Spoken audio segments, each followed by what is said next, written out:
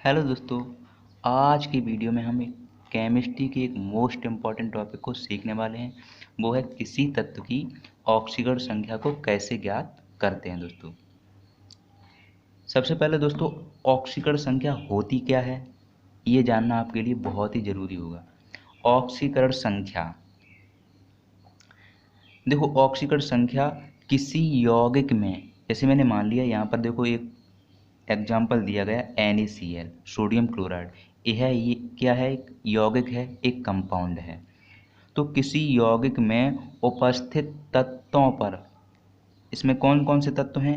Na है और Cl है, दो तत्व हैं। इन पर जो आवेश होता है उस आवेश की संख्या को ही ऑक्सीकरण संख्या कहते हैं। दोस्तों, क्या समझे?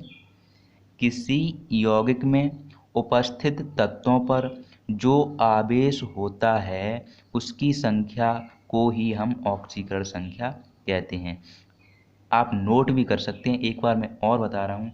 किसी यौगिक में उपस्थित तत्वों पर, किसी यौगिक में उपस्थित तत्वों पर जो आवेश होता है, ठीक है, जो आवेश होता है वो हमारा क्या कहलाता है? ऑक्सीकरण संख्या। जैसे कि ये NaCl है, इसमें हमारे दो तत्व हैं, सोडियम और क्लोराइड। तो Na की ऑक्सीकरण संख्या यहाँ पर +1 है। कि इसका मतलब क्या है? कि Na पर +1 आवेश है। ठीक है दोस्तों, तो ऑक्सीकरण संख्या और कुछ नहीं, ये आवेश की संख्या है। अब चाहे आवेश ऋणावेश हो या धनावेश हो, उसको हम चिन्ह के द्वारा प्रदर्शित कर देते हैं अलग से। ओके, अगर यहाँ पर कोई ये पूछ लेता कि NaCl में क्लोरीन की ऑक्सीकरण संख्या है, तब हम क्या बताते? -1, क्योंकि NaCl में जो क्लोरीन है उस पर -1 आवेश है। ठीक है, तो ये तो हो गई ऑक्सीकरण संख्या की परिभाषा। मैंने लिखी नहीं, मैंने बोल दी है, आप लिख सकते हैं जहाँ भी आप अपना नोट्स बनाएं। ठीक है, अब देखो, ऑक्सीकरण संख्या किसी तत्व की अगर हमें ज्ञात करनी है तो कुछ बेसिक नियम हैं जिनका हमें अनुसरण करना पड़ेगा, जिनको हमें फॉलो करना पड़ेगा। देखो, सबसे खास और सबसे इम्पोर्टेंट और सबसे पहला नियम ये है कि जो आवर्त सारणी होती है दोस्तों, अगर आप केमिस्ट्री आपने पढ़ी होगी तो आवर्त सारणी तो जरूर पढ़ी होगी, कॉमन सी बात है ना? तो आवर्त सारणी में कुछ तत्वों की जो ऑक्सीकरण संख्या होती है वो डेफिनाइट होती है, निश्चित होती है, यानी बदलती नहीं है। ठीक है, तो इनकी ऑक्सीकरण संख्या हमें याद ही करनी पड़ेगी।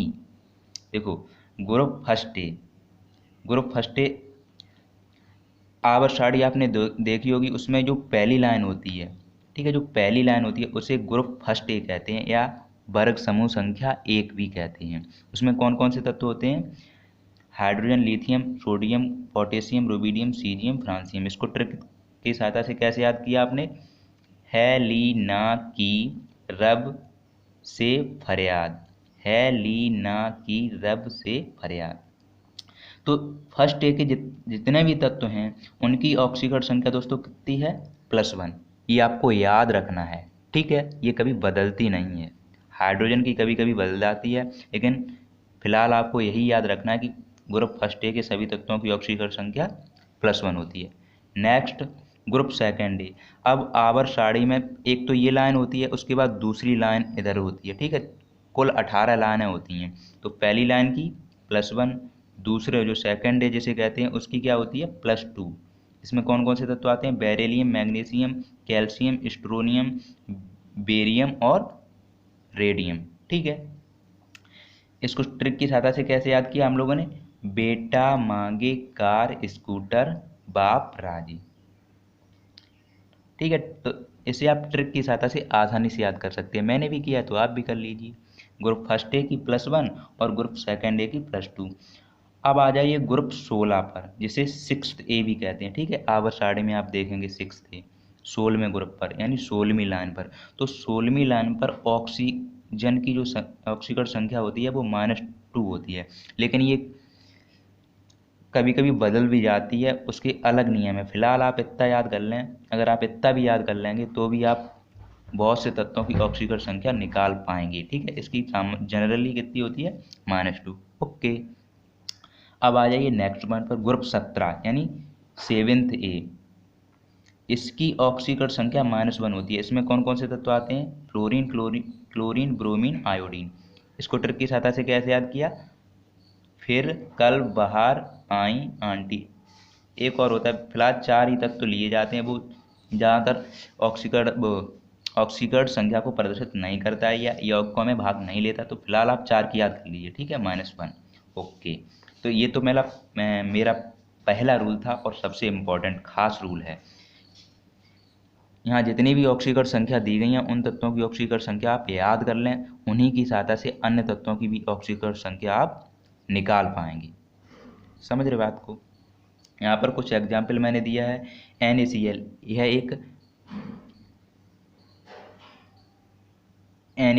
एक कंपाउंड है। इसमें अगर हमें Na की ऑक्सीकरण संख्या फाइंड करनी हो तो +1 होती है, ठीक है। अब एक खास बात जो मैं आपको बताना,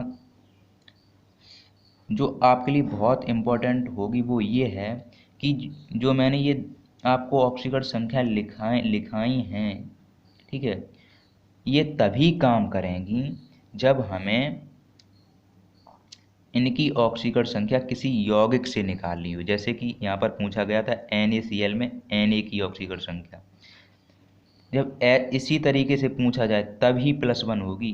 मैंने लिखा भी है नीचे। अगर सिर्फ ये पूछ लिया जाए कि Na की ऑक्सीकरण संख्या कितनी होगी, तो हम आंसर देंगे 0, ठीक है। तो ये बात हो रही है किसी यौगिक के अंतर्गत। अगर ये चीज़ें किसी कंपाउंड के अंतर्गत हैं तो इनकी ऑक्सीकरण संख्या जो मैंने लिखाई है वो होगी, और इसे अकेला पूछ लिया गया तो इनकी ऑक्सीकरण संख्या 0 होगी। वेरी वेरी इंपॉर्टेंट बात है दोस्तों, इसे अपने दिमाग में अच्छे से बैठा लेना, ठीक है। अगर आसानी से ना बैठे तो धक्का मार के बैठा लेना, क्योंकि ज़रूरी है। अब देखो, ठीक है, तो समझ गए, अगर किसी यौगिक में हो ये चीज़ें हों तो उनकी ऑक्सीकरण संख्या ये वाली लगेंगी। अगर इन्हें फ्री डायरेक्टली पूछ लिया गया, ठीक है, ये मुक्त रूप में हो, तो इनकी ऑक्सीकरण संख्या 0 होती है। ये बात आपको याद रखनी है। अगला पॉइंट, नेक्स्ट पॉइंट की तरफ बढ़ते हैं दोस्तों। अगला पॉइंट हमारा है रूल 2, ठीक है। रूल फर्स्ट को मैंने आपको समझा दिया, शायद अच्छे से समझ में आ भी गया होगा। अगला रूल ये है हमारा, किसी यौगिक या अणु की ऑक्सीकरण संख्या हमेशा 0 होती है। यानी किसी यौगिक या अणु की ऑक्सीकरण संख्या हमेशा 0 होती है। अगर पूरे किसी यौगिक या अणु की ऑक्सीकरण संख्या डायरेक्टली पूछ ली जाए तो वहाँ पर आपका उत्तर होगा 0। जैसे NaCl पूरे की पूछ ली जाए, इसमें किसी एक तत्व की नहीं, पूरे NaCl की पूछ ली जाए तो आंसर हमारा क्या होगा? 0। इसी प्रकार HCl, अगर पूरे HCl की ऑक्सीकरण संख्या पूछ ली जाए तो हमारा आंसर क्या होगा? 0। उसी प्रकार ये तो मैंने यौगिक दे दिए और मैंने इसमें लिखा है अणु, तो अणु के उदाहरण भी मैंने दे दिए, जैसे हाइड्रोजन का अणु H2, क्लोरीन का अणु, ऑक्सीजन का अणु। इनकी ऑक्सीकरण संख्या कितनी होती है? 0। अणु की बात कर रहे हैं, ठीक है। जब अणु की बात हो और यौगिक की बात हो पूर्ण रूप से, तो उसकी ऑक्सीकरण संख्या हमेशा 0 होती है। शायद समझ में आ गया होगा।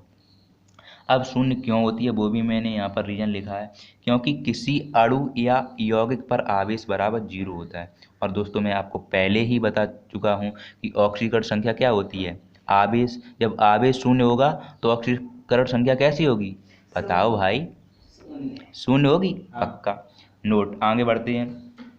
देखो यहाँ पर मैंने लिख भी दिया, जब एक साथ पूरे यौगिक या अणु की ऑक्सीकरण संख्या पूछी जाए, यानी एक साथ, ऐसा नहीं कि NaCl में Cl की या Na की, हम पूरे की पूछ रहे हैं, तो आप क्या बताएंगे? 0। और दूसरा बात यह है कि जब उसी यौगिक के अंदर किसी परमाणु की ऑक्सीकरण संख्या निकालनी हो, जैसे मैं ये कह देता कि NaCl में Cl की निकालो या NaCl में Na की निकालो, तो स्टेप वाइज मेथड लगाते जो मैं अभी आपको नीचे बताऊंगा, ठीक है। अगर डायरेक्टली पूरे की पूछ ले किसी यौगिक या अणु की, तो क्या बताएंगे? 0। और एक बात और है, तो शायद ये रूल आपको अच्छे से समझ में आ गया होगा। अब आगे वाला रूल है, नेक्स्ट रूल है, उसकी तरफ बढ़ते हैं, ठीक है। थोड़ी मिस्टेक हो सकती है बोलने में, तो आप उसे इग्नोर कर दीजिए एंड आगे बढ़ते हैं। रूल 3, तो दो नियमों को मैं आपको अच्छी तरीके से समझा चुका हूँ। अगला रूल ये है कि किसी आयन में उपस्थित कुल तत्वों की ऑक्सीकरण संख्याओं का योग उस आयन पर स्थित आवेश के बराबर हो। कितनी बढ़िया बात है। किसी आयन में उपस्थित कुल तत्वों की ऑक्सीकरण संख्याओं का योग उस आयन पर स्थित आवेश के बराबर होता है।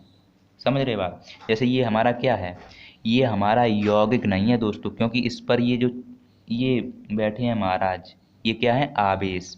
और आवेश आ जाने से ये हमारा अब यौगिक नहीं, ये क्या बन गया, आयन। ये मैंने लिख भी दिया है, यह एक आयन है। समझ रहे बात को। ये हमारा आयन हो गया क्योंकि इस पर आवेश है। तो इसमें जो भी तत्व होंगे उनकी ऑक्सीकरण संख्याओं का योग उस आयन पर स्थित आवेश के बराबर हो। इस पर कितना आवेश है, -2।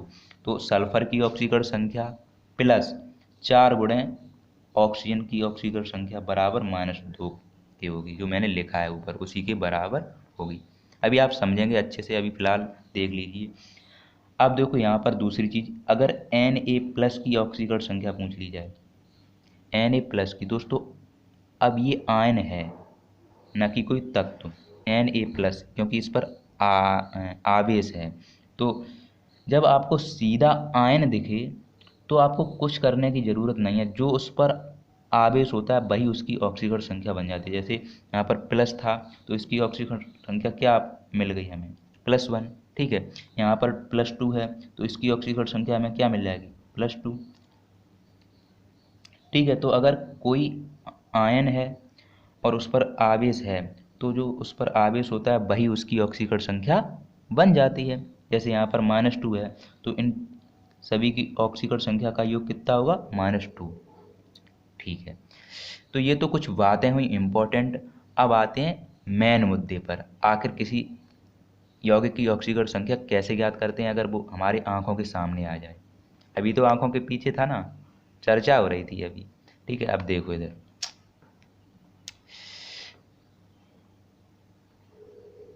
देखो ऑक्सीकरण संख्या निकालने हेतु स्टेप बाय मेथड। देखो फर्स्ट टाइप, दो प्रकार के होते हैं यौगिक। एक तो यौगिक टाइप होता है, एक होता है आयन के रूप में। ठीक है, तो फर्स्ट टाइप, जब किसी यौगिक या अणु में किसी तत्व की ऑक्सीकरण संख्या निकाल ली हो। दोस्तों मैं आपको ऊपर बता चुका हूँ कि अगर डायरेक्टली किसी यौगिक या अणु की ऑक्सीकरण संख्या पूछ ली जाए तो 0 होती है, लेकिन उसके अंदर घुसकर पूछी जाए किसी तत्व की तो उसको इस तरीके से निकालते हैं। देखो स्टेप 1, जिस तत्व की ऑक्सीकरण संख्या निकालनी होती है उसकी ऑक्सीकरण संख्या को x मान लेते हैं। पहला स्टेप बहुत सरल है, जिसकी हमें निकालनी हो उसकी ऑक्सीकरण संख्या को हम x मान लेते हैं। जैसे H2SO4 मैंने उदाहरण लिया है, इसमें सल्फर की ऑक्सीकरण संख्या निकालनी है तो मैंने माना सल्फर की ऑक्सीकरण संख्या बराबर x। पहला स्टेप फॉलो हो गया। दूसरा, सभी तत्वों की ऑक्सीकरण संख्या में उनके परमाणुओं की संख्या का गुणा करके जोड़ देते हैं।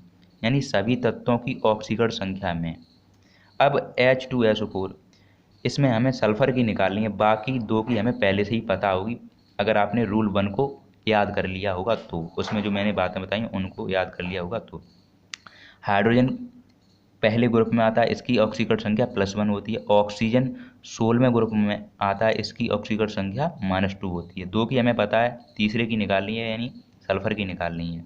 तो क्या करेंगे, देखो मैंने क्या लिखा, उनके परमाणुओं की संख्या का गुणा। यहाँ पर हाइड्रोजन के कितने परमाणु, देखो परमाणु यहाँ पर लिखे होते हैं, बहुत समझने वाली और इम्पोर्टेंट बात है। परमाणु नीचे कोने में लिखे होते हैं। ठीक है, हाइड्रोजन के परमाणु कितने हैं, 2।